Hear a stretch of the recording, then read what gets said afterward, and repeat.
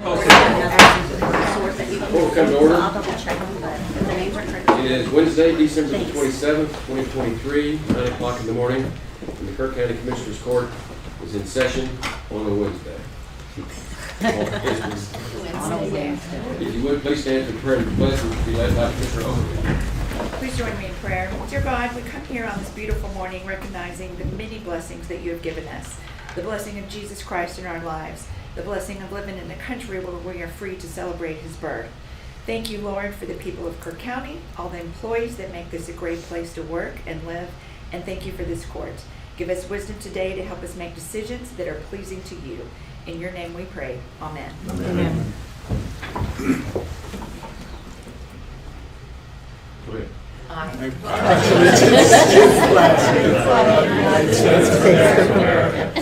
the republic for which it stands, one nation, under God, indivisible, with liberty and justice for all.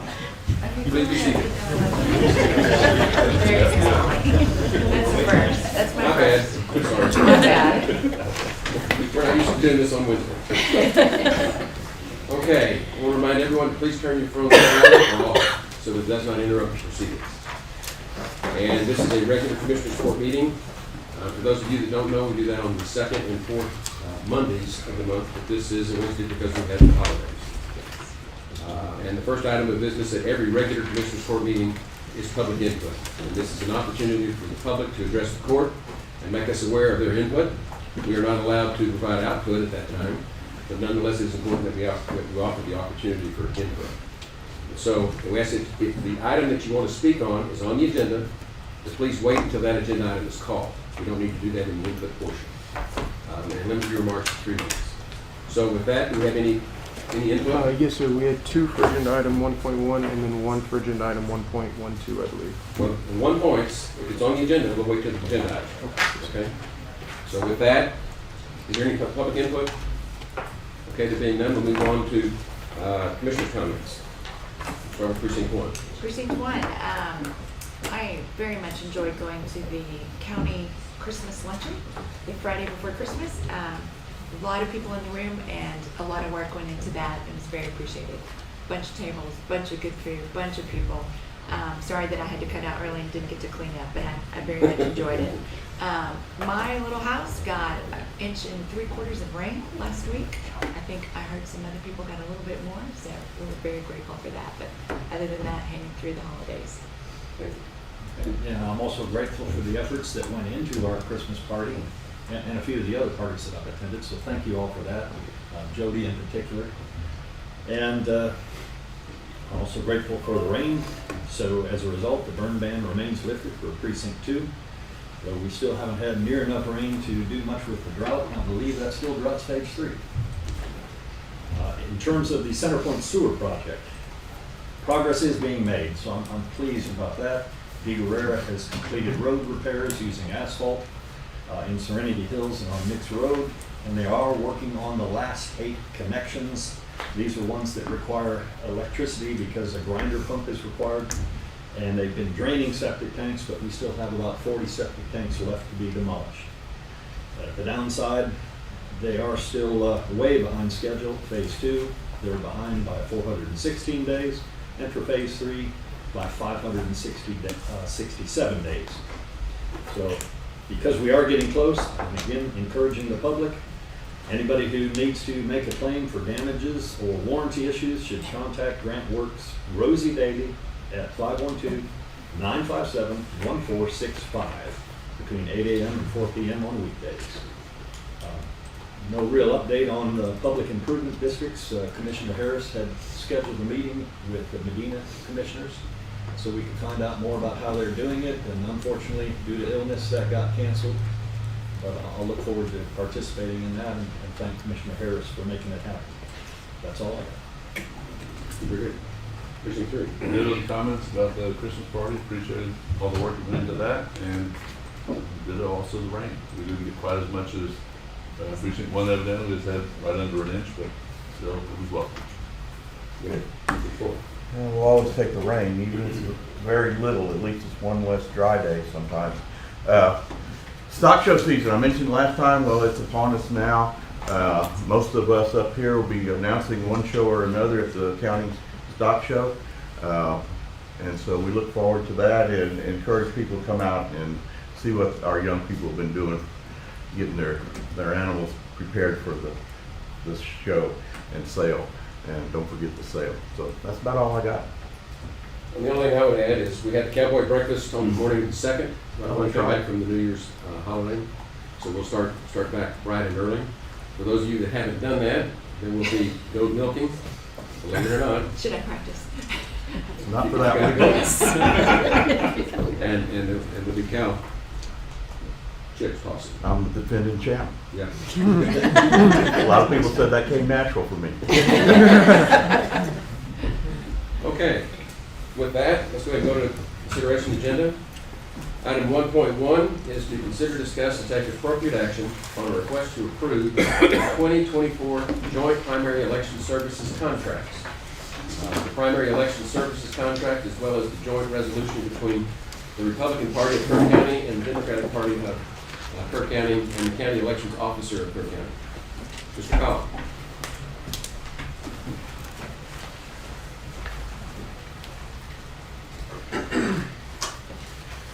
Thank you, Commissioners. Thank you, Judge. Again, this is just a little bit of cleanup from our last agenda. What I was able to get to y'all was the actual cost estimates for the primary and the runoff. I hope that you guys have that in front of y'all. Again, the point of this is just to keep everything running as smoothly as it has before. Any questions or anything like that? I guess I'm going to ask you a question. Lynn. Please.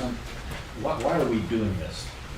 I asked Bob Reeves, who's been handling election services prior to your taking over, and in fact, in the last court, he said there was no real financial benefit to the county for this contract. Our costs are more or less the same, and I do appreciate you giving us the cost breakdown. And so the big issue is, why are we doing this? Bob tells me that this is the first time we've done it. Yes, sir. And, fortunately, elections have always run really well. So I'm just really curious, why are we doing it differently now? Absolutely. So the reason we're doing it this way is to actually maintain what we've done in previous years. In previous years, what we have had what is considered separate elections, which is different than what we have in front of you today is pertaining to a joint election. We have run them as, for all intents and purposes, joint elections. When they're separate, due to there being 20 different districts, we would end up needing to get 40 separate polling locations, which proves to be quite difficult between, again, all 20 districts. I guess my point is, we haven't had to do that. We've only had 20 locations. Yes, sir. And essentially, doing it this way with the joint would allow us to have both parties in the same location and only have to get 20, which is what we've done previously. So this truly is just keeping up with what we have done in previous years to make it continue running as smoothly as it has previously. Okay. As long as that's what it's about. But I'll remind everyone that when we talk about Han County, I was repeatedly told by concerned citizens, if it ain't broke, don't fix it. So I'm kind of wondering why this changed. I'll stop there. Make a motion to approve the agenda item. I'll second that motion. Got a motion and a second. To Public approve. comment. Huh? Oh, come on. Just a minute. We have to have a motion and a second, and I have to then call for input, okay? Okay, we've got a motion and a second. Is there any discussion? Okay, for public input, let me take you out of order, Ms. Hall. Get you up there. Terry Hall. Thank you. Sorry, it sounded like you're about to vote. So anyway, appreciate you letting me speak today. I'm Terry Hall. I'm on 118 Independence. I'm speaking on behalf of We the People, Liberty in Action. We're very concerned about doing this way. Again, there's been no precedent for doing it this way, having a joint contract. From my experience, anytime the Republicans and Democrats try to do a joint agreement, Republicans lose. Conservatives lose. There's always something that's going to come back and haunt us when we do it this way. Again, if it ain't broke, don't fix it. And we want to see separate elections run by the Republican Party and run by the Democrat Party. Joint, especially at a time in our country when we are seeing the other side of the aisle literally destroy every institution in this country right now. The trust level is zero, maybe even in the negative territory. And this shouldn't be the practice of the county. There's no benefit financially. There's no other real, benefit that anyone can mention. And so I don't know why we're doing it. We don't trust it, and we ask you to table this item. Thank you. Ms. Hurd?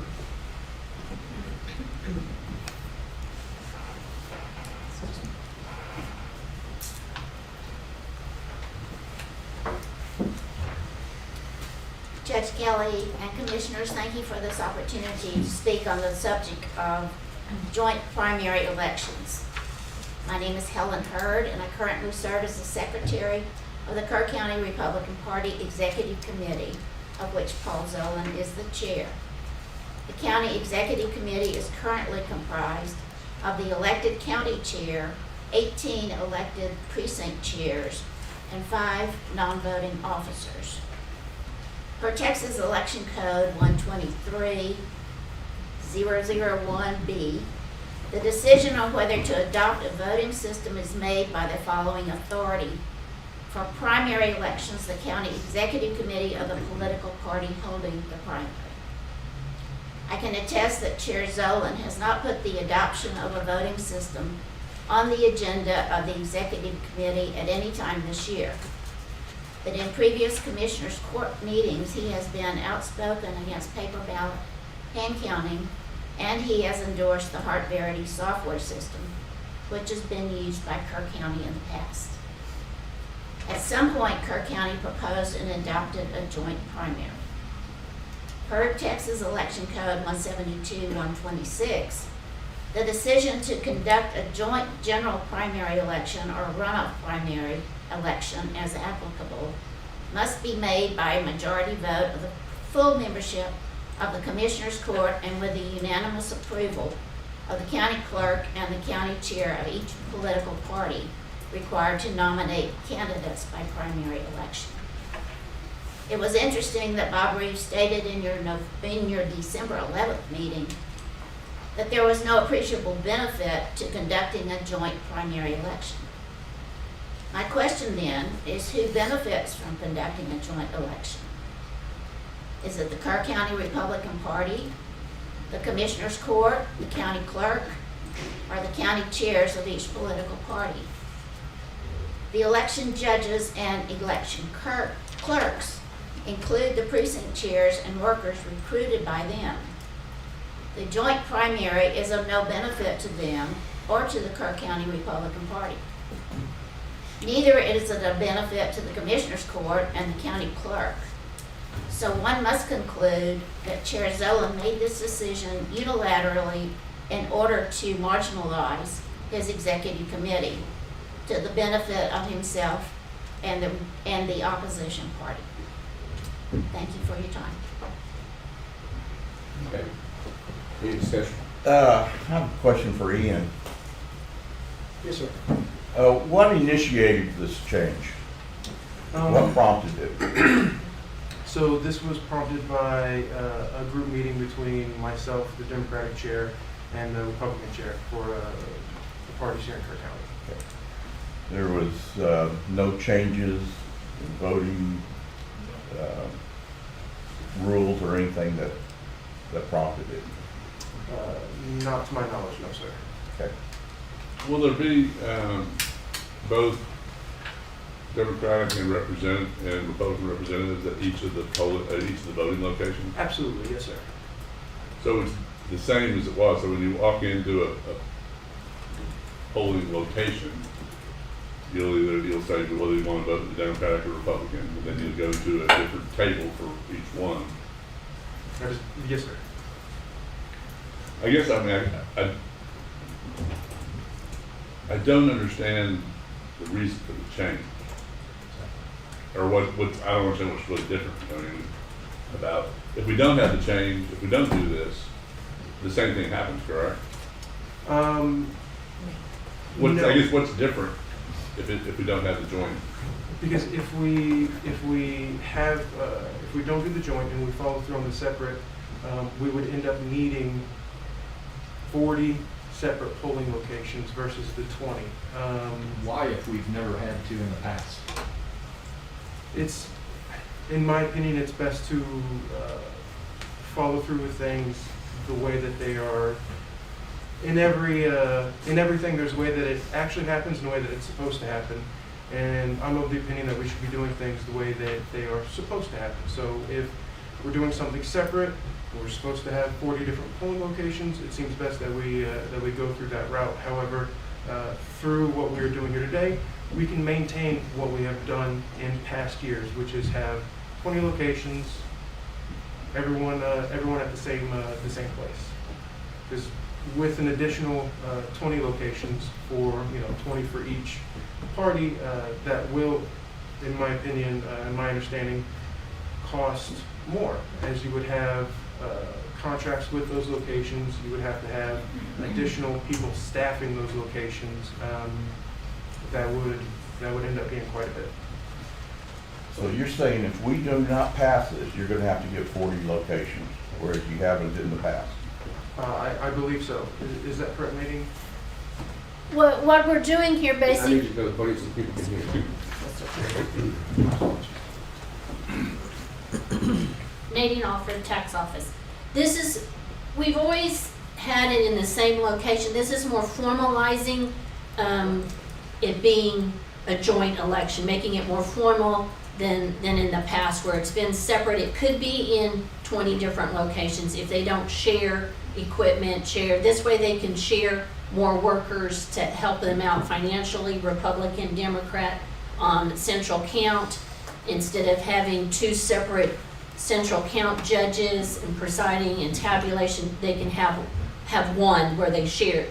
So it'll save the cost on both parties, and that there'll be some cost savings on both parties in that. Well, Nadine, let me ask. I want to make sure I understand. We all know the way that we've historically done it. We have the precincts, we have 20 voting places, Correct. And both parties are there. Mm-hmm. And we've done that by a handshake agreement. Yes, sir. Is that right? Yes, sir. Is this agreement anything more than just a written memorialization of that handshake agreement? That's all. That's all it is. Now, moving on to the second part of it is, with regard to the number of polling places. In a perfect world, I suppose, you would have one party vote at one location and another party vote at a separate location. That's correct. That's what Mr. Cullum's concerned about. Mm-hmm. Yes. And what this does is keep it the way it is and minimize the cost to the county. Correct. Yes, sir. And I suppose, Mr. Cullum, the reason that you're recommending that is just out of caution over what we went through with this voting elections issue this past year. Is that right? Just to be careful? Yes, sir. I might not understand your question entirely, but I think I Well, do. your recommendation that we keep them completely separate so that the Democrats are in charge of theirs and the Republicans are in charge of theirs would require 40 polling places. Yes, sir. And you don't think that's necessary. In my opinion, no, sir. And so you're recommending this contract, that we do it the same way we've been doing it, we just put it in writing. Exactly. Yes, sir. I got it. I fail to see why we would need to do this. I mean, it's been working perfectly fine up to now. There's no reason why we can't continue to have separate elections between the two parties in the same polling locations. It's always worked that way, and I just want to emphasize, particularly based on some of the comments from Helen Hurd, the decision to adopt a voting system should be, per the Texas Election Code, pushed down to the executive committee of each party, and they're free to choose that. And I sense that this is taking that decision away from the executive committee, and I can't support it.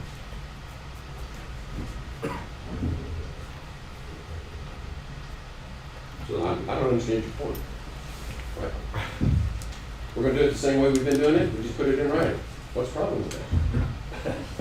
Pretty much what I've already said, that we don't need to. And again, if it ain't broke, I don't know how many times I heard that. Fred Henneke was real good at reminding me, if it ain't broke, don't fix it. Nothing's broke here. It's worked perfectly fine for Well, after decades, I don't know. after the episode we had Yeah. over the elections, Sure.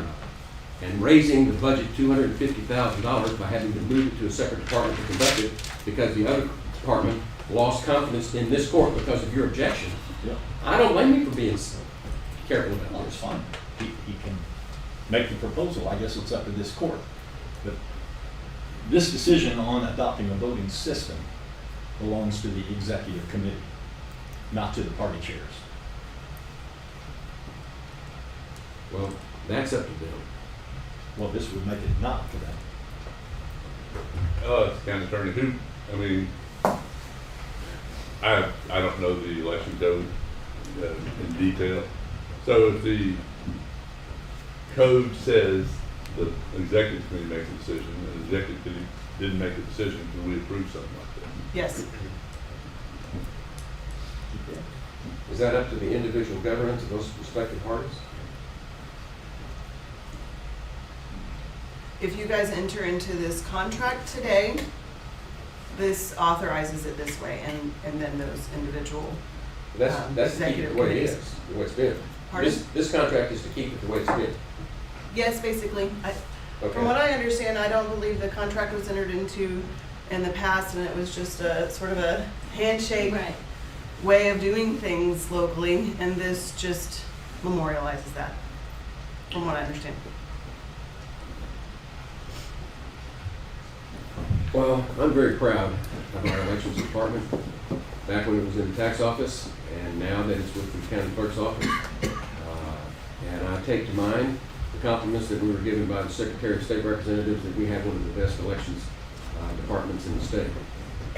And I don't want to do anything to change it. And if this doesn't change it, I'm okay with it. If this keeps it the same, I'm good with it. Still up to the need. Well, I don't want to get involved in inter-party politics. I think the potential, as I understand the thing, without this, either party could say they don't want to vote at the same location as the other party, then all of a sudden you have to have expands it. This says they can't do that. And that saves us money For this election. for this election. It actually doesn't save the county money.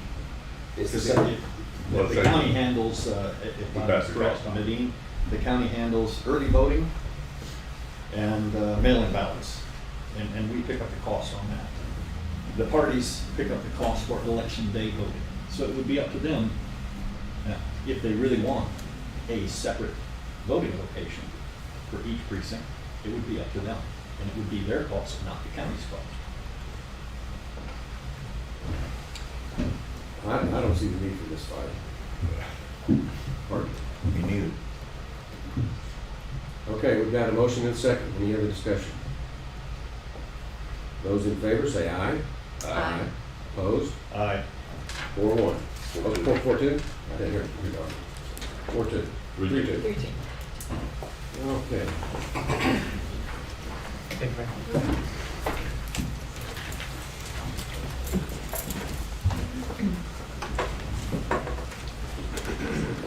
Okay. I lost my pen. Sitting in one place? No, I just put that one there. Very good. 3-2. Item 1.2, consider, discuss, and take appropriate action to approve 7 revised job descriptions, including chief deputy clerk, senior deputy clerk, land senior deputy clerk, county court at law senior deputy clerk, elections and archives specialist, as well as 5 new job descriptions, including deputy clerk, land deputy clerk, CCL deputy clerk, vitals deputy clerk, civil and deputy clerk, elections for county clerk's office. Mr. Collins. So, much like the last agenda item, this is one that's carried over from our previous agenda. I hope you all have had time since then to go over these in detail. I understand that was an issue last time, and I apologize for that. Yes, I just want to make sure that y'all have gone over them and like what you see. I think He this, and I have been through them. They look perfectly fine to me. I support it. I guess my only question is, I also heard from, I think it was HR, that you didn't actually have to submit this to the court for approval. So I'm just wanting to clarify for other department heads whether this is required or not. I'm happy to approve it. I think you've done a great job. Thank you. I found out after our previous meeting as well that this was not something that needed to specifically happen either. But I find that there's nothing wrong at least having you folks look at it and verifying that it's good. However, yes, I do believe you are correct. It seems like this is something that I could have done in my powers as an elected official, which I Always happy to look at it, Yeah. give you any feedback, but I think you've done a great job. And so I'm going to move that we approve the 7 revised job descriptions that you submitted to the court. second, Got a motion and a second. Any discussion? yes, there is one. Well, we don't have to approve these. If we don't, it starts getting during the budget process, the stepping grades can start getting way out of whack. So it's important that the court does approve them, in my opinion, mainly to keep all of the positions across the county aligned where they need to be aligned. So there is a reason for it, but I also agree that it's within the elected officials' prerogative to set their job descriptions where they want to. Department head's not the same. Well, let me say, I read them. I read every single one of them in cross-eyed. And there are minor variations between these job descriptions. There's some differences between the different areas of responsibility that they're assigned. And I, for one, in reading them, felt like that this was really the first time that we had comprehensive job descriptions for every position in the county clerk's office. And I commend you for that. Thank you, sir. And while it's not required that we approve this, I think it's best practices. Thank you for presenting it to us. And even though it's not required that we approve it, I would like to support the approval of the job descriptions. Is there any more discussion? Those in favor say aye. Aye. Opposed? Unanimous. Thank you, Ian. Thank you, Commissioner. 1.3, consider, discuss, and take appropriate action regarding the replacement of a highway marquee at the Hill Country Youth Event Center to include specifications that would be needed to request bids on the project. Jake Williams. Good morning, Your Honor, Commissioners Court. Come to you today. We are at a point at the event center where the marquee is in need of replacement. We've gone down this road to try to find out the best way to do that, and it's probably going to end up in a bid process. So we come to you today to get the court's opinion on if they would like to see anything specific that we can send out to proposal to potential bidders for the project. I did do a suggested sign in your backup, a modest sign that would increase the LED signage board to something that falls within city standards to our knowledge. Again, this is just suggested, not even maybe recommended of this sign, so that's why we're here today to see if there's anything specific the court would like to see on a new highway marquee before we go out to bid. Well, we're going to get designs or just bids? We do have some monies earmarked for this project, so we do have a budget in mind for it. So the hope would be once we got bids, open those bids to go on with the project. I think we want design and bid, so, to answer your question. I think that, that, I think there is a budget, obviously, we can't go above our budget number, and we probably should do a not to exceed in the RFP. Right. But how they come up with that, I think is a big part of it. And related, I would do an ad alternate. Is this sign, the LED screen portion, the same as at the stadium or smaller? Smaller. Can we put a bid alternate to have it the same size? Sure. Because it's my understanding, from previous discussions in the city, that we could go with a larger sign. You know, I think it's important for the public to know, you know, when you're talking about cost, that this money we've been sitting on for several years. And from Jake's parent company that do our management out there. And I think it's time to use it. And I think it'll enhance the looks of things out there and probably enhance turnout for a lot of events that we have that we can advertise out there. So. And you could, the intent is to have the LED sign able to sell advertising on it, so it'll generate revenue as well. That's correct, it will give us some sort of ROI on the project. So, Jake, are all three screens in your, what's attached to the agenda, are all three screens LED? Or is it just the big one at the top or in the middle or what? In your packet, the middle sign with, I think it has the temperature on it. Yeah. That's the LED sign. Okay. The top of the sign, we've had both what's out there now, which is like a vinyl covering, or we can do LED channel letters on the top portion, and then the division of the buildings is proposed as an acrylic covering, lighted behind, of course, but just more of a generic, low cost options on those. Understood. Well, I guess I would only comment on that. The LED portion of it would probably be better if it was a little larger, to get a little more attention for advertising for events. Otherwise, it looks fine. Yeah. And the reason the city has a sign ordinance, and it's unclear whether we're subject to it or not. Well, that was gonna be my question. Are we out of the cities? Because. No, that's in the No. city. We're in the city, Okay.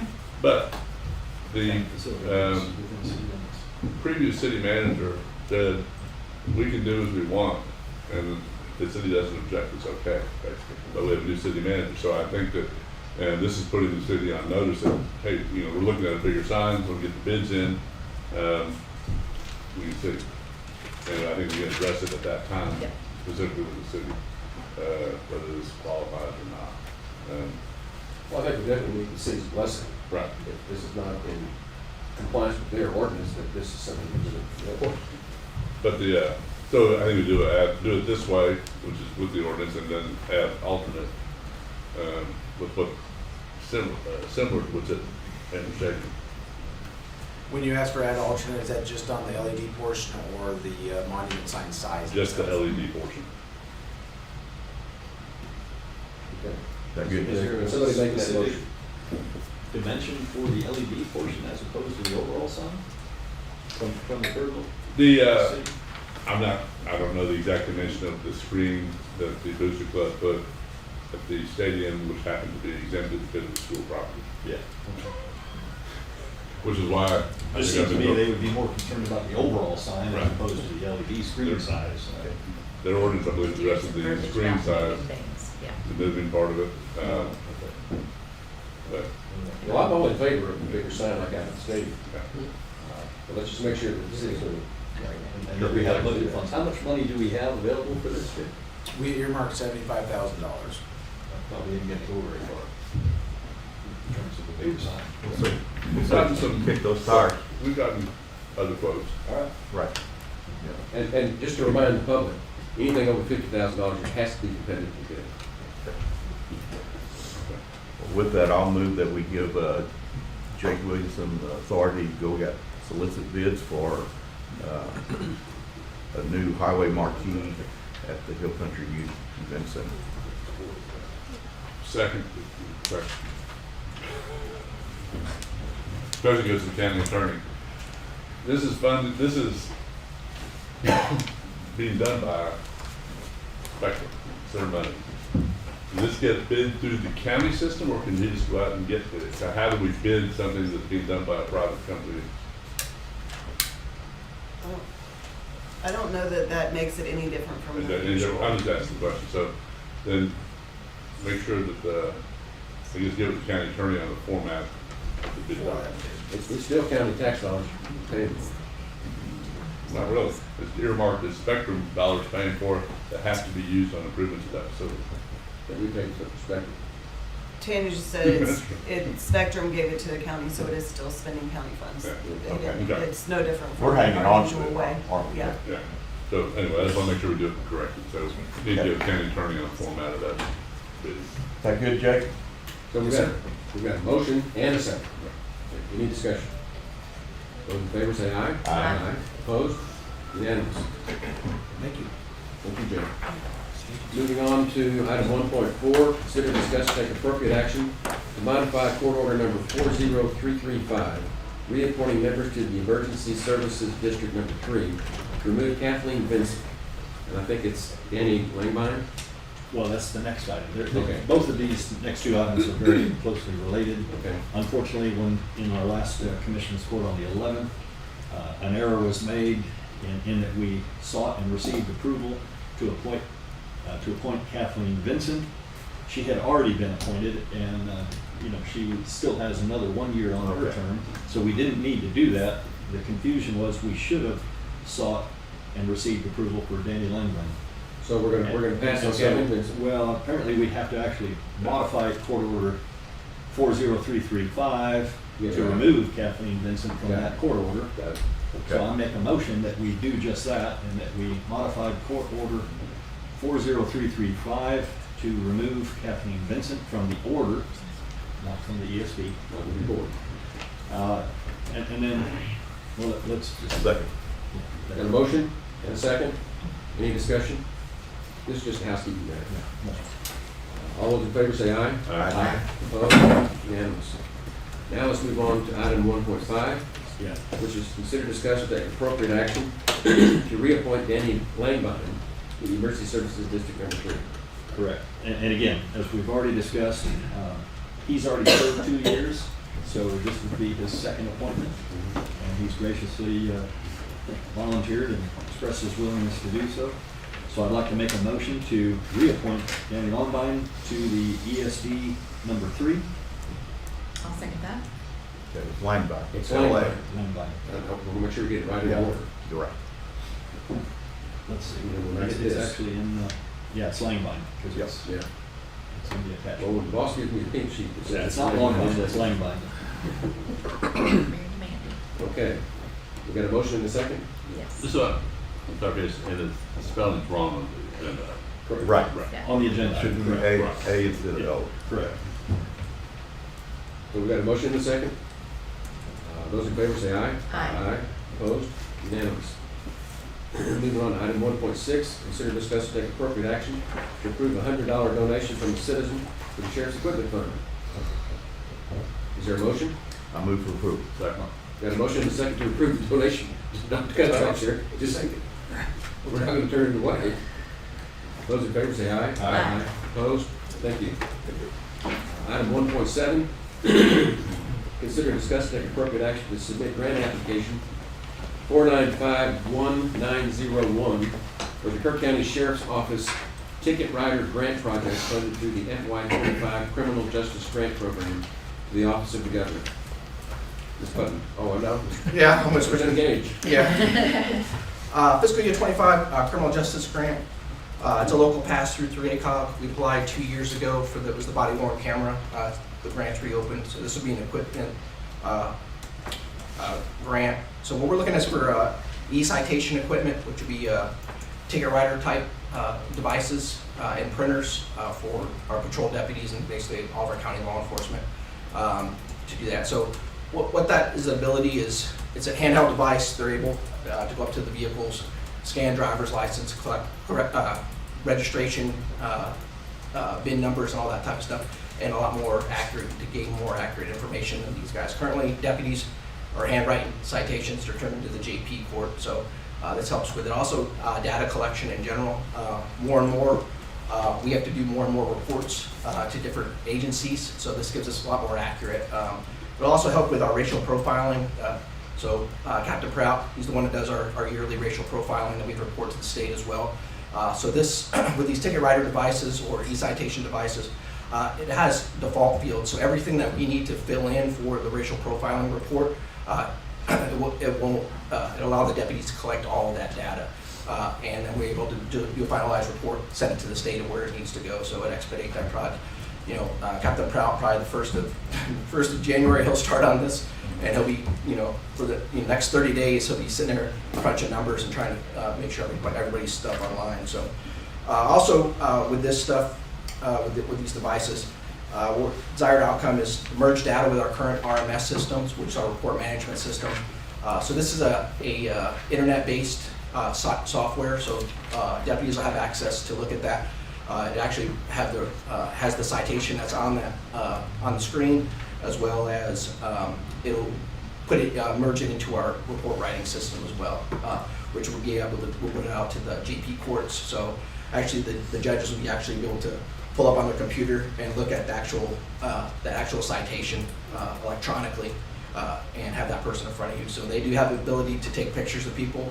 I've used these devices in the past. A lot of people, they give you bad information. You have a picture of it. Hey, hey, that's not me. This is my cousin. They give you bad information. So we're able to figure that out by pictures and things like that. So looking for with this local pass-through grant, it does have an $80,000 cap on this because it goes through ACOG. So we did this before with Noel. So as the local pass-through, basically ACOG will approve it, and it'll get sent to the governor's office for the final approval, and then the award will come from there. So I'll work with Noel, and we'll get this hashed out. Any questions? Scott, I'm all for it, but you mentioned some sensitive phrase on racial profiling, so could you just elaborate a little bit on what it does and doesn't do with respect to racial profiling? As for the report-wise? Yeah, so with the report, the state requires us, so every contact that law enforcement makes, we have to annotate what this person's race is, the location of it, and it's just an annual report that has to go in, so we have to submit.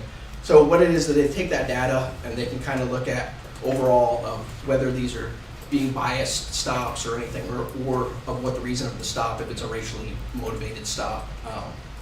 It just collects that data, but So it's an annual report. It's not just for reporting. Yeah. I mean, our sheriff's department is not profiling or targeting. Oh, no, absolutely not. particular No, race. it's just for reporting. That's what I wanted to be clear on. It's kind of just, they say that the annual racial profiling report, Yeah. it's just kind of, it doesn't sound that great as what it's called, but that's Understand the need to do it should be like, annual non-racial profiling report. There you go. I like that. All right, but- It's the same information as on the handwritten. Yes, sir. It just makes it Well, electronic. Scott, you had me pass-through grant from that. Oh, Yeah. all right. Do we have a motion yet? Not yet. I move to approve. Second. Got a motion and a second to approve. Is there any discussion? Those in favor say aye. Aye. Opposed? Unanimous. Thank you. Next one is at 1.8, consider discuss and take appropriate action to submit grant application 4954701 for the rifle resistant body armor grant. You gonna do this one too, Scott? Yes, sir. Okay, go ahead. As we applied before, you probably saw the rifle-resistant ballistic shield grant that we did last year and completed that one. We're coming up on probably 5-6 years ago under the old administration. This kind of evolved from the Dallas shooting, where a lot of had the active shooter and a lot of police officers were killed because they didn't have rifle-resistant body armor from that event. The governor released money. So annually, this comes out at the beginning of every year. There's money allocated for it. So under the other administration, 5-6 years ago, they did it. Well, those plates, those body armor plates, have an expiration date on them. So we're up for probably within the next year or so that they'll hit their warranty from it. Stuff that we're looking at currently is actually going to be an extended, so we're hoping to get a 10-year. They're currently a 5-year, so we're looking at a 10-year, so that kind of project some things out a little bit further for that rifle resistant. The only concern I have about this is that it's an overall $1 million statewide grant. So we're going to put in for as much as we can to get everybody deployed with the newer plates, but there's no guarantee of what we'll get awarded.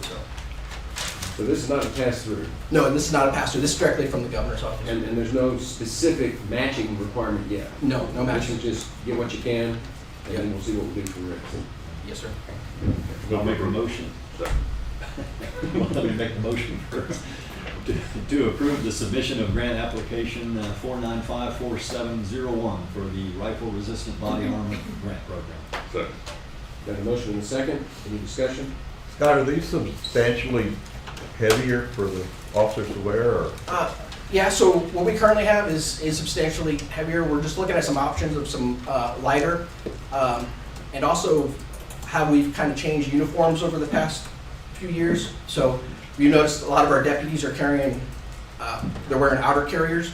Well, this plate system, our older one, kind of flips over that. Well, this puts these guys out carrying stuff out here. All right, so we're looking at replacing some of the thinner, lighter plates that actually will fit in their outer carriers that they're currently wearing. So, but anything that goes lighter and thinner, the cost goes higher. So we'll look at whatever options we can maybe meet immediate for that. It is lighter there. Yeah, it's Even more, and more resistant. Yeah, absolutely. Okay, we've got a motion and a second. Any other discussion? Those in favor say aye. Aye. Opposed? Unanimous. Move on to item 1.9. Consider discussion of appropriate action to ratify and confirm the audits required by Article 59.206 of the Code of Criminal Procedure for FY 2021, Chapter 59 Asset Forfeiture Reports, the 198th District Attorney, 216th District Attorney, and the Kirk County Sheriff. Ms. Shelton. Yes, the county auditor's office has performed the required audits. The audit covered receipts and specific expenditures of all proceeds and property in seized and forfeited accounts.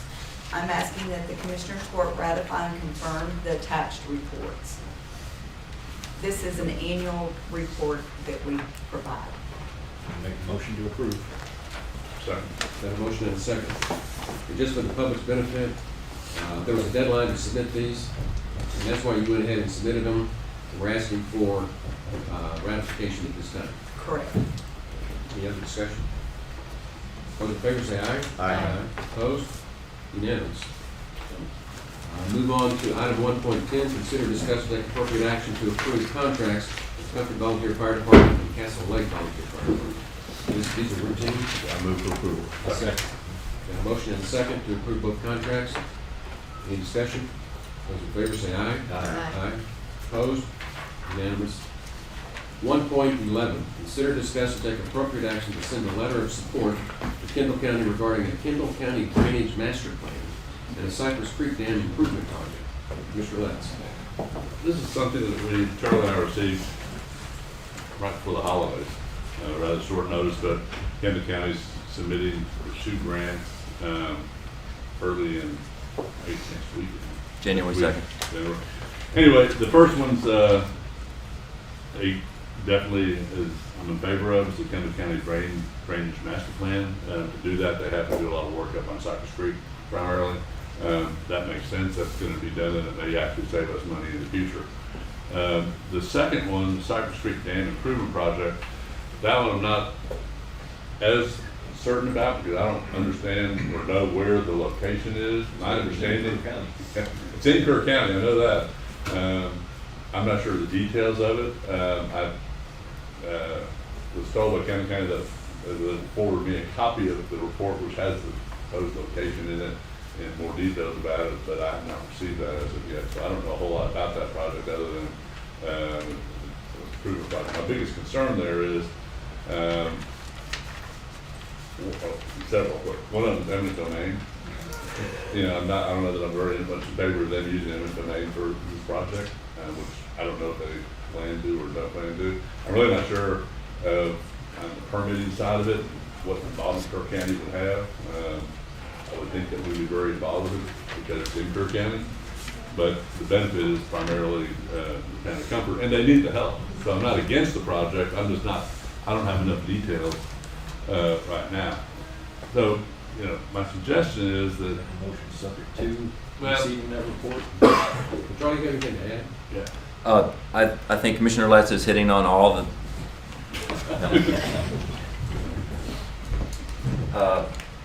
in full support of a storm drainage master plan. Without details on a dam, it's hard to support something not knowing details. So the devil's in the details. How do we know if we could support it or what parts to support until we see that? But a storm drainage master plan can cover elements of that as well. So my thought is full support of the storm drainage master plan, because that's where details, you know, come out enough that you have an idea of where a project might be going. So Charlie, are you willing for us to approve the letter of support for both of these projects, subject to your and Commissioner Lett's review and approval? Yes, sir. So that if somebody wants you to support something, they need to give you enough information to know if you're going to support it. And if you don't have the information, then I don't think we ought to support it. And she's gonna miss her deadline, because if it's not supported today, she misses the deadline to apply for the matching funds. Today? Well, that's what it says. next week. This needs to be in court. What's the deadline on this?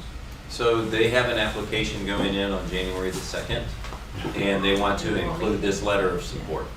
Well, that's what I'm saying. If we give you today, it's like conditional approval, that we approve it subject to your review of the backup material, and if you're satisfied with that information. I think that would work if we did it, the letter, and I think we draft the letter for you, your signature. Very simply, yes, we support that, and we may support the second one, subject to Kerr County review. Well, I'm fine with either way you want to do it. Well, let's see if you get it to you before, to where you can actually review it before the deadline. What I think the real takeaway here is the cooperation between neighboring counties. And these projects are very important, and it looks like to me that the first motion is what, on the plan, the master plan? Yeah. And I think we can wholeheartedly support that. Right. And then the other one is really making sure that we approve of what's in the detail there, because we don't know what's in that detail. And that would be sometime in the future. It could be a year, 2, 3 years before we know what those details are. They don't have it They're just applying designed. for the grant to see if Right. they can do the project. So do we say, Yeah. I think we may, subject to approval of something else? Approval of the final dam. yeah, subject to final approval of the project. Yeah. So we'll make a motion. I make a motion that we, Charlie Hastings and myself, draft a letter for the judge's signature that will state approval for the Kendall County Drainage Master Plan, and that we may approve the Subject to review. the Drainage Master Plan. Right, Is done. all done. All done. And then on the Cypress Creek Dam Improvement Project, we may support it subject to review upon receiving details of the plan. I second that, yeah. Got a motion and a second. Any discussion? Those in favor, say aye. Aye. Opposed? Unanimous. Okay, believe it or not, we're actually on time. We'll take a short break and come back at 10 o'clock. We'll have our subject. Oh, Well, I know we have a comment. okay. We'll call 1.12. Consider discussing take appropriate action to approve offer letter from Kerrville, Kirk County Airport Manager to Carnegie Holding Company LLC for the airport to purchase 54.95 acres adjacent to the airport. Such offer is in the amount of $824,250. This is an item we talked about last meeting. This is property on the, We talked about it in executive session. we talked about the executive session last time, but it was posted at the city, exactly as we posted it, so I think we talked about it here. If we need to go to executive session, we can, but I doubt we'll need to. This is property that's exactly on the east end of our primary runway. It's kind of a protection purchase. This money will be reimbursed by TxDOT after the fact. Not all of it though, right? It's probably 90-10 reimbursed by TxDOT. One of the issues we have, there's a runway protection zone. Because of Silver Creek on the west end, we cannot utilize that full length of that runway. And that's something that the creek's not going to be moved. But there's no immediate plans to extend the runway, but at some point, it may be something we would like to do, or the airport would like to come to the city and county to do. But without this property, you can never do it. It would be a home would be built on this property. So I think it makes a lot of sense, and I'll make a motion to, and by the way, this is budgeted money, $350,000 from the county, $350,000 from the city, and the balance would come from the airport surplus account. And I'll make a motion that we approve the agenda item. I'll second that motion. Got a motion and a second to approve purchasing the additional almost 55 acres on the east end of the runway for the airport board. Mr. Fitch. We've got the motion and second. We're open for discussion. Mr. Fitch? Good morning, and thank you. My name is Bill Fitch, and I live at 403 Forest Ridge Drive. Several weeks ago, and I don't remember exactly when, I had contacted a couple of you all regarding my concern about the information that was put out when you all did an agenda item, that I didn't feel like it was enough. And I actually thought that there was some stuff that the governor, or somebody, I'm sorry, but from the state had said that there needed to be more specificity in your agenda items as well as the supporting documentation. Well, this is another one of those cases. I was very interested in the airport. I'm a pilot, and so I was curious about what was going on here. So I started looking, trying to figure out where is this 54 acres, because there wasn't any way I could find it. And the first thing I did was I looked up the tax records, and surprisingly, Carnegie Holding Company doesn't own any land. So I'm not sure who we're getting it from. So that's one question. Oh, and let me also say, I'm absolutely in favor of this. Let me be sure you all understand that. I'm very much in favor of this, especially as a pilot, and if we ever do need an overrun or so. But my point, and I can wrap it up in one thing, I wish you all would give us a little more information in our agendas as well as the supporting documentation so that I would know, because I didn't know where, though I guess I should say I don't know where the property is, except you just said it was at the east end of the runway, which would make sense. But as I say, I tried to look up Carnegie and they don't have any property, so I'm not real sure who you're getting the property from. And again, I'd like to have more information if at all possible. Thank you, gentlemen. And lady. Anything else? Mary, maybe this is for you, or Jonathan, you would go up there. So it's a 90-10 grant, possibly, or what's the odds of us getting it, and all that kind of stuff? Good. Good morning. My name is Mary Rohr. I'm the airport manager and at the Kerrville County Airport. During the budget season, both the city and the county allocated $700,000, $350,000 apiece. We had understood from TxDOT that that would be available to get reimbursed 90-10 in fiscal year 2026.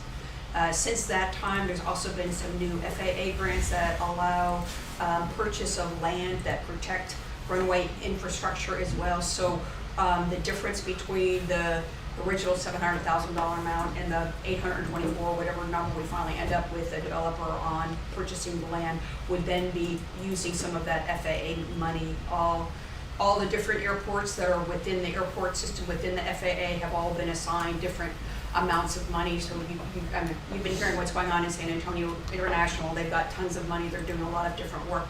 A lot of this is this BIL money, and it all works its way down. So we've got annual amounts for over 5 years that would help support the purchase of this land. So once we get the contract in hand, then we can make an application to TxDOT Aviation and then work on developing the remaining balance of the account. Again, it would be 90-10. And the airport has put in the 10% part of our budget as well. So we're believing and we're in good shape for hopefully even maybe get some of your initial money returned at the same time. So we're hoping that all of this will work out really well for everybody. Mary, do you have any further information about Carnegie Holding?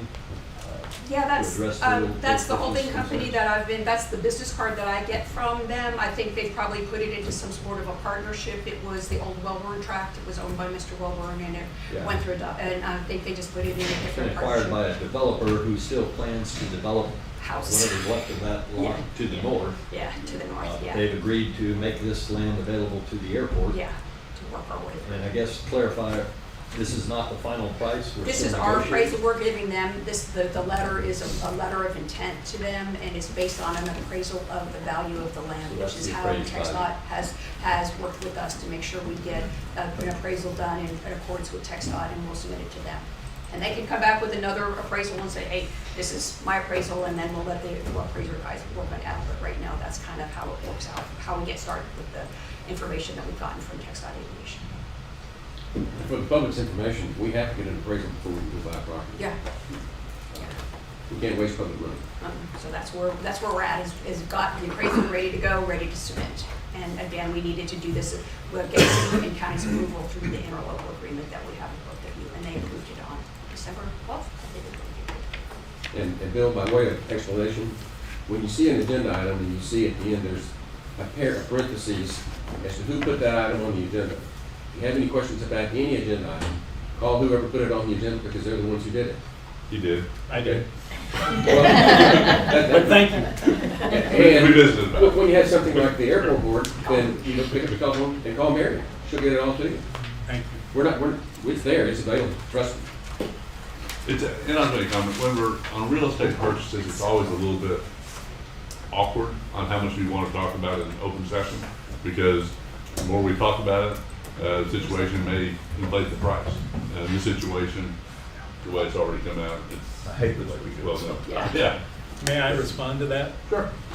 Just from my point of view as a citizen. Get on the podium. Can you share? Yeah, absolutely, go right ahead, go ahead. As a citizen, I want to help you all make decisions. Sometimes I may want to help you make a different decision, but without the information, I can't. And that's my whole point. You said that just a second ago on 111 when you said, I wrote it down, you need the information in order to be able to make a decision. And so I can't make a decision without the information. Thank you. You gave me good information. Thank you. I'll be glad to show it to you. Thank you. Out of here. Oh, I'm satisfied now. I'm satisfied. Okay, well, everybody's satisfied. Those in favor say aye. Aye. Opposed? Okay, we'll stand in recess for 5 minutes and come back for that.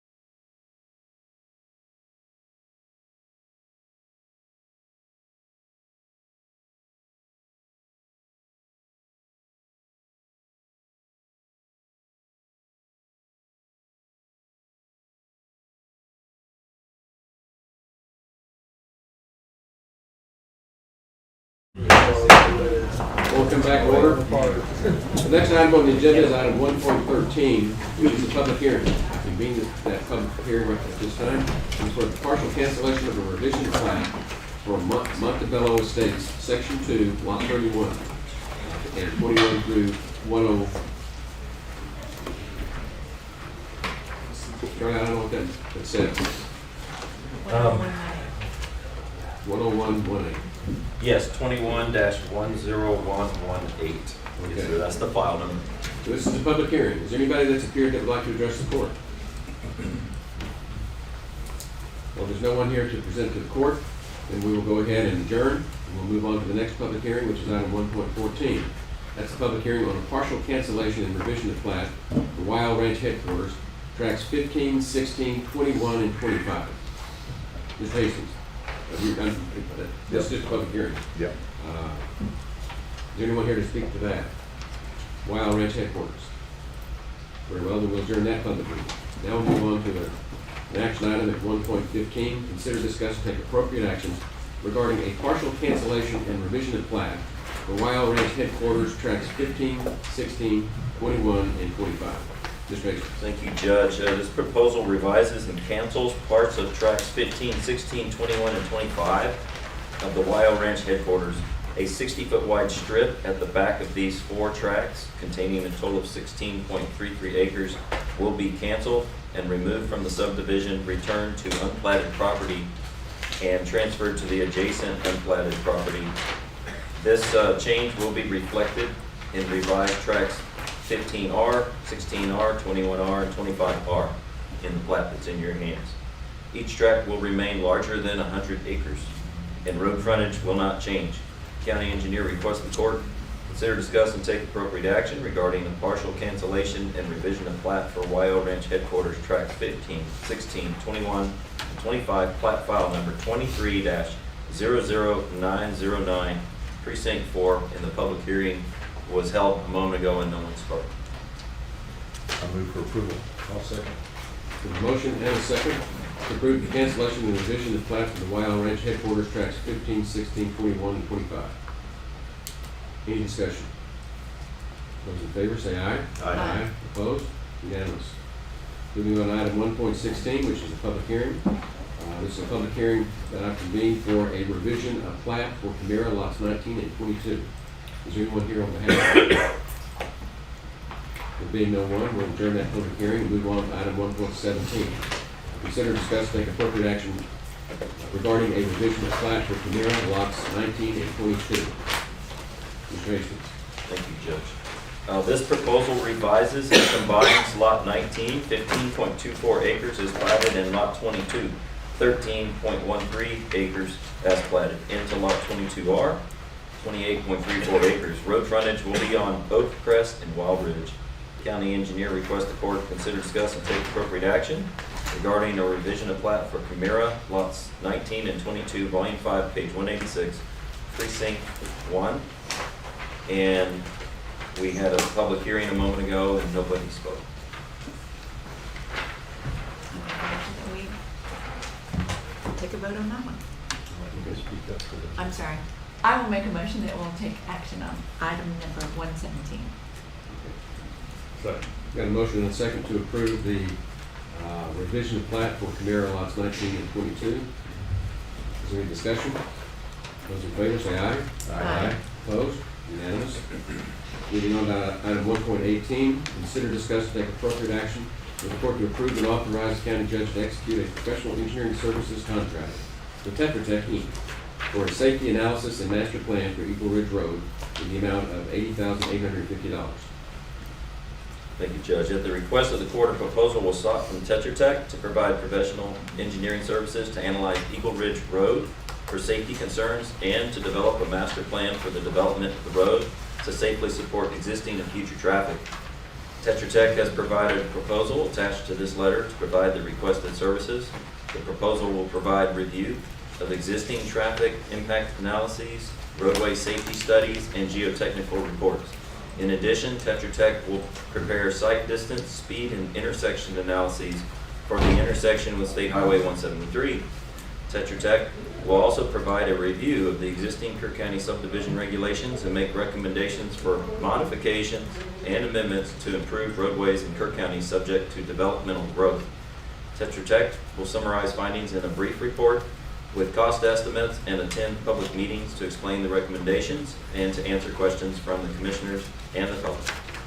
There is $130,000 budgeted in line item 15-601-571, the Eagle Ridge Road project. Tetra Tech proposes to provide these services for a lump sum amount of $80,850. No topographical surveying is anticipated, as acceptable quality light detection and ranging data is publicly available for the area of Kirk County that includes Eagle Ridge Road. County engineer requests that the court approve and authorize the county judge to execute a professional engineering services contract with Tetra Tech, Inc. to prepare a safety analysis and master plan for Eagle Ridge Road in the amount of $80,850, precinct 2.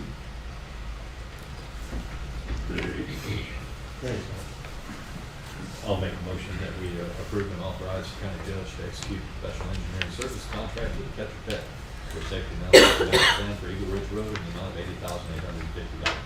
I'll second that motion. We have a motion and a second. Any discussion? This is what we had before us before, and it went 2-2-1, if I remember correctly. And hats off to you, you abstained because you didn't have enough information. Right. Okay, so nothing's changed my mind. I have nothing. The cost has come down. And so I still feel the same way. What kind of information did you gain? I've spent a lot of time on this, so I figured as much. I've got it. I understand. I think what,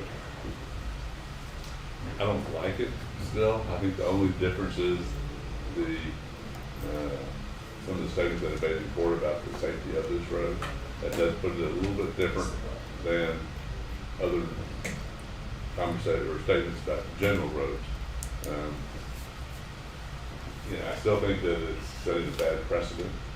For the county, we might be spending a whole bunch of money on this, but this is something that is on the forefront, so I'm willing to go along.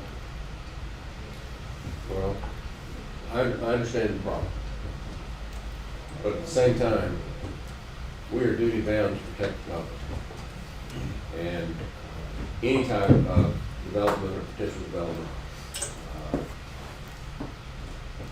that has safety issues, I think are worth our taking the time and spending the money to try to make it as safe as possible. So I understand your position on it, but I think we need to do it. One of the things that I've been to, This one got ahead of us.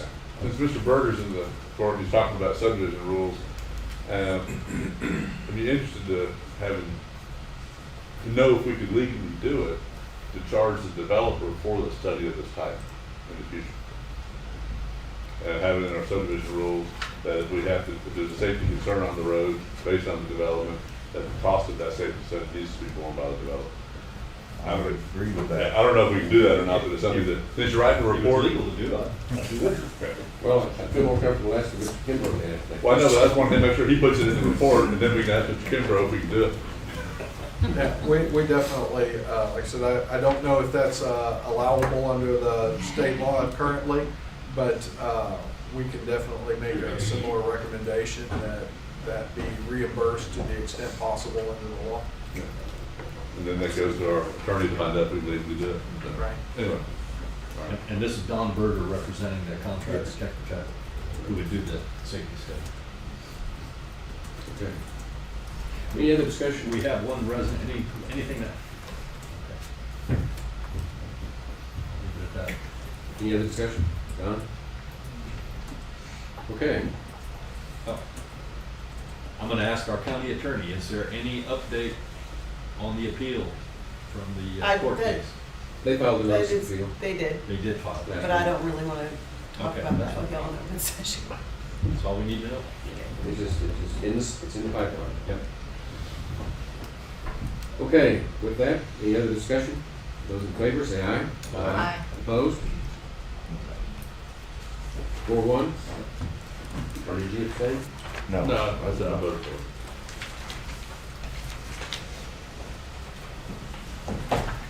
Okay, item 1.19, consider, discuss, take appropriate action regarding a request for the removal by the Road and Bridge Department of an existing cattle guard located near 595 Indian Creek Road to be replaced by the adjacent property owners with a new cattle guard approximately 0.2 of a mile west of 675 Indian Creek Road.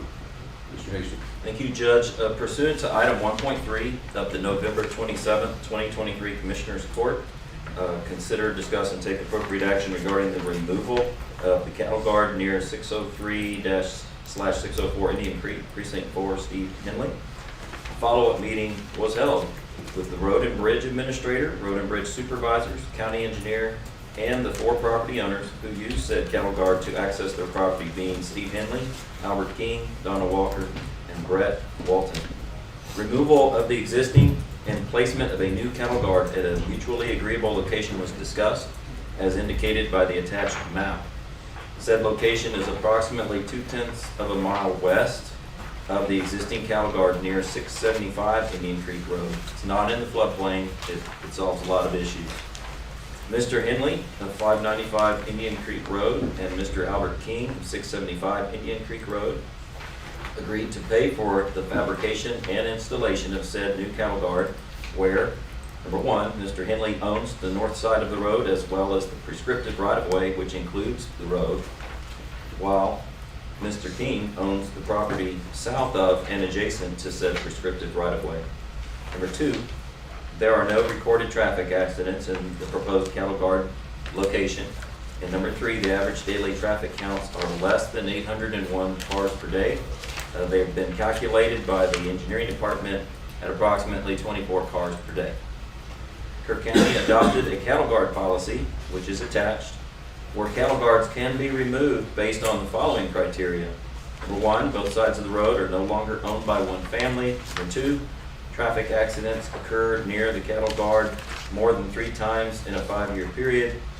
And number 3, when the traffic count on the road meets or exceeds 801 cars per day. So you can see those 3 things are all not met. We don't have a bunch of traffic accidents there, so if we want to install another cattle guard, one can be put in. We don't have traffic counts in excess of 801 cars per day, and the property is owned by one property owner where the cattle guard would go. The Texas Transportation Code allows for the construction and removal of cattle guards on county roads per the excerpt that I put in there. Section 251.009 covers the construction of cattle guards on county roads. A, the Commissioners Court of the county may authorize the construction of cattle guards on a county road of any class. A cattle guard authorized under this section is not an obstructional road, so you have the authority to authorize a new cattle guard to take the place of the old. B, the Commissioners Court shall establish plans and specifications for a standard cattle guard to be used on the county roads. The plans and specifications must be plainly written and supplemented by drawings as necessary and must be available for inspection by the residents of the county. Those specs are found in our 2023 subdivision regulations. Okay. C, a person who constructs a cattle guard on a county road that does not conform to the plans and specifications established under subsection B commits an offense. An offense under this subsection is a misdemeanor punishable by a fine of not less than $5 or more than $100. So they need the court's approval. The Commissioners Court D may construct a cattle guard on a county road of any class and may pay for its construction from the County Road and Bridge Fund if the court finds the construction of the cattle guard is in the best interest of the residents of the county. I think we're satisfied with the cattle guard we already have. That is why the property owner said, well, we'd like to pay for a new one a little further down in a better location. And it was a mutually agreeable location. Section 251.0096 is removal of cattle guards from county roads from the Transportation Code. A, the Commissioners Court of the county may remove a cattle guard from a county road of any class if the Commissioners Court notifies each person who owns land to the cattle guard by certified mail not less than 90 days before the proposed removal of the cattle guard. So anyone adjacent which in this case, we just have one person that is adjacent, they own both sides, and that's Mr. Henley. We would need to send him certified mail.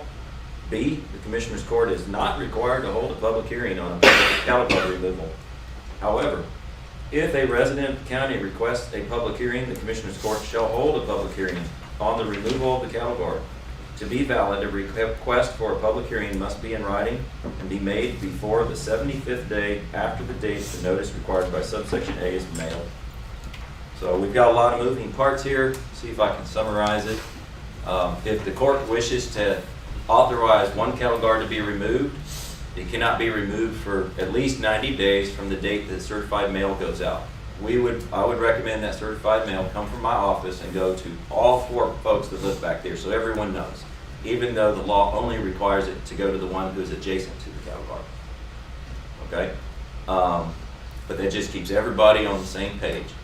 It looks like anybody can request that a public hearing be held, and if that happens, they have to do it in writing, and they have until the 75th day after that certified mail has been delivered or sent out, and it needs to come to the judge's office saying, hey, I'd like to have a public hearing. If that happens, then we would set a public hearing, but in no case could the cattle guard be removed before 90 days. Okay. If a public hearing is requested and it ends up being on the 75th day that someone requests that, then it's going to be more than 90 days before that cattle guard can be removed. County engineer recommends that the court consider, discuss, and take appropriate action regarding a request for the removal by the Road and Bridge Department of an existing cattle guard located near 595 Indian Creek Road to be replaced by the adjacent property owners with a new cattle guard approximately 2/10 of a mile west near 675 Indian Creek Road, Precinct 4. The new cattle guard would be 16 feet wide. The existing cattle guard is 10 feet wide. I move for approval. I'll second. Got a motion and a second. Is there any other discussion? Charlie, I just have a question. In terms of the county's policy, do we have any other roads where cattle guards are in place that have You bet. traffic? No, that have traffic anywhere close to 800 cars No, a sir, day? not yet. Because, I mean, it just seems like a really big number. I realize it's connected to the connector road criteria. Yes, sir. But I just wonder if that policy should be something, a number something quite a bit smaller, that's all. Well, and I'm glad you brought that up. Our new subdivision regulations have reclassified a collector road to about 400 vehicles per day instead of 801. Okay. At the time that cattle guard policy was written, our old regulations called a collector road at 801. So that you're exactly right. To me, as a minimum, we should reflect the new subdivision regulations. I think so. And change the policy to the 401 then. Yes, sir. Even that seems high to me. Okay, any other discussion? Got a motion and a second. Those in favor say aye. Aye. Opposed? Unanimous. Next item on the agenda is 1.20. Consider, discuss, and take appropriate action for the court to issue a certificate of compliance regarding the completion of a 22-lot expansion of the existing Cedar Oaks manufactured home park. Tracy. Thank you, Judge. On July the 8th, 2019, the court approved a development plan for the 22-lot expansion of the existing Cedar Oaks manufactured home park located at 332 Westway Drive, Kerrville, Texas. The expansion being on approximately 3.25 of a total of 21.25 acres, thus bringing the total lots to 45. The construction consisted of the removal and replacement of 600 feet of Whispering Woods Loop South, a privately owned and maintained road, and an approximately 700-foot new privately maintained road, Whispering Woods Court, which included the construction of a cul-de-sac.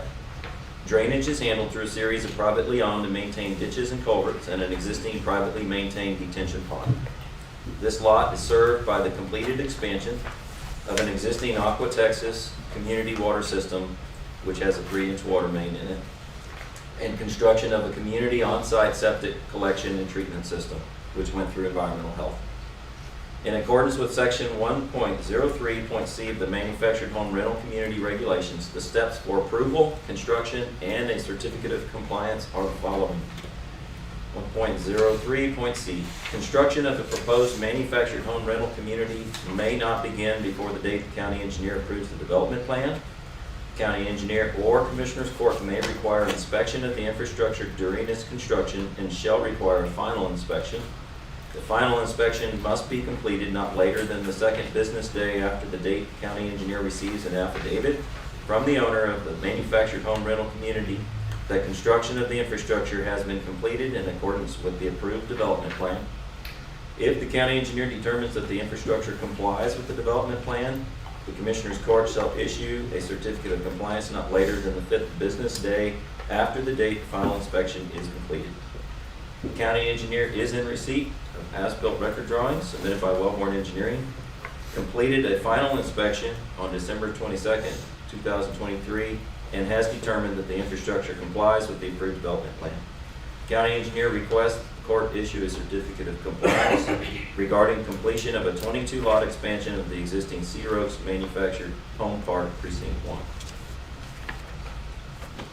I make a motion that we discuss item 1.2 as Charlie just detailed. Discuss it? Do we need to discuss it? They met all of the required Yes, ma'am. specifications. They also, I verified with Headwaters, because this was done in 2019 initially. I wanted to make sure that there wasn't an issue with the number of lots that they had. And Headwaters verified that they are allowed to have 45 lots. Not lots, but spaces in their manufactured home park. No more than 45, and that's exactly what they have with this 22-lot expansion. It brings it to a total of 45. That's all that that water system can handle, according to Headwaters and their regulations. So we have a motion to issue certificate of compliance. Yes. I make the motion to issue a certificate. Is there a second? Second. We have a motion and a second to approve the issuance of a certificate of compliance for the expansion of the Cedar Oaks manufactured home park as presented. Any discussion? Those in favor say aye. Aye. Opposed? Unanimous. Okay, that concludes the consideration agenda. We'll move on to the approval agenda. Item 2.1 is the budget amendments.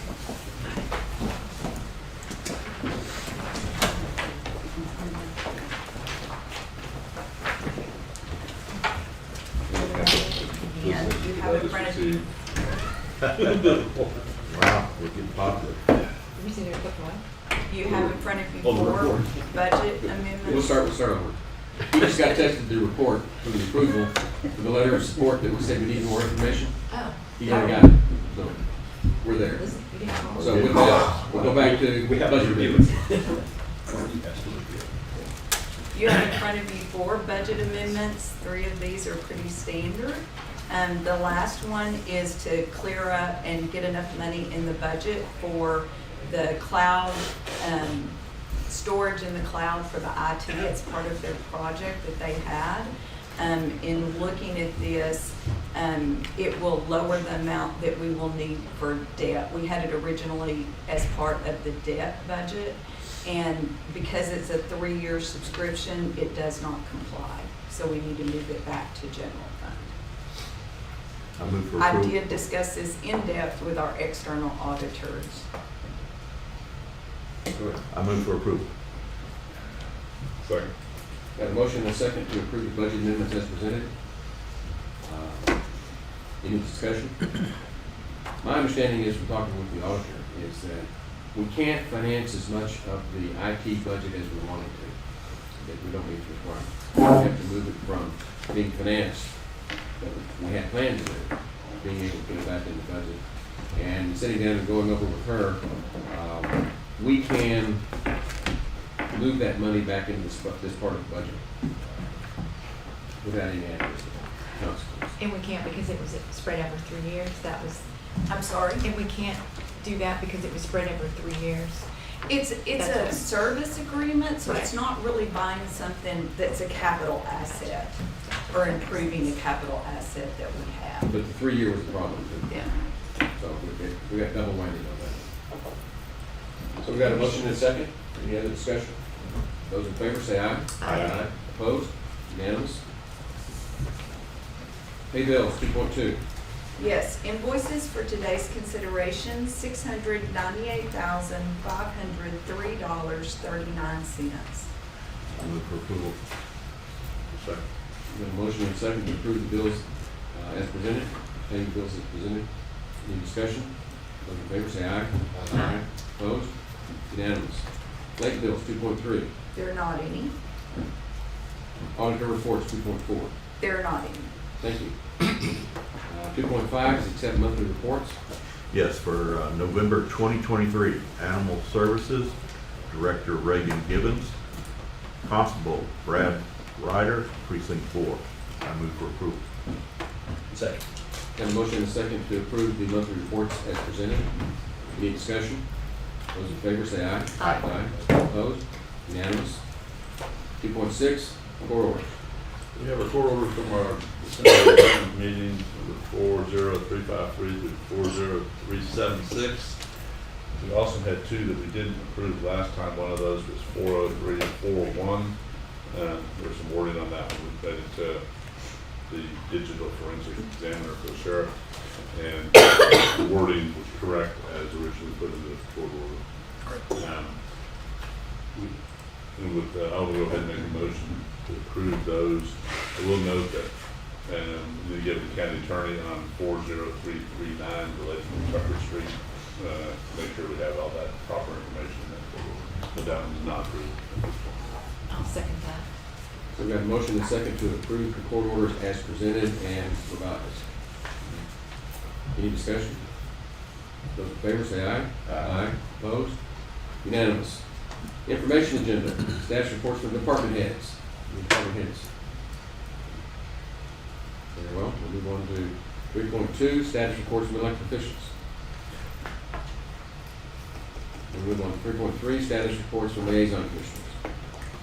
I have one on that. I met last week with the current president and secretary of Little League, or Kirby Baseball and Softball Association, and we have not had an agreement with them for years. An official agreement. It's been kind of on a month-to-month basis. Anyway, everyone agrees that we need to get a new agreement, so I'm getting to the county attorney on that agreement. It will clearly specify county responsibilities on that property and Little League responsibilities on that property. So that's moving forward. I'll just throw out that Commissioner Letts and myself have been meeting with the committee to look at the step and grade system. And I think we've had 2 meetings and we have another one scheduled for January 25th. So I think good progress is being made. I just want to make everybody aware that that's going on. And we've got county attorney and the auditor and HR director and Tracy is also involved. So. And to follow up on that, I think that hopefully after the next meeting, there'll be an agreement out of the committee to then kind of put it out to all department heads, elected officials, and commissioners court for comment on proposed changes, if any. Any other liaison reports? The only thing I would add is looking forward to a big turnout for the Cowboy Breakfast on the 2nd. It starts at 6 a.m. It goes to 7:30, I think. So it will be early, and that is in advance of the county stock show, which will be the following Saturday. And it's right here at the courthouse. The breakfast is at the courthouse. The stock shows. What are the dates of the stock show? Pardon? The dates of the stock show? It's Saturday. Saturday the 6th, I believe. It's a sale. The breakfast is the 2nd. Thursday and Friday of that week is the show. That's right, Thursday, Friday, the sale. Animals move in on Wednesday and show Thursday, Friday. Yeah, last year I got to pronounce sheep, and this year I'm on goats. Is that a demotion or a promotion? No. It was Gotta good get fun. in quick. I enjoyed it. Okay, we don't have any executive session matters, right? No, sir. Okay. Anything else? We are adjourned.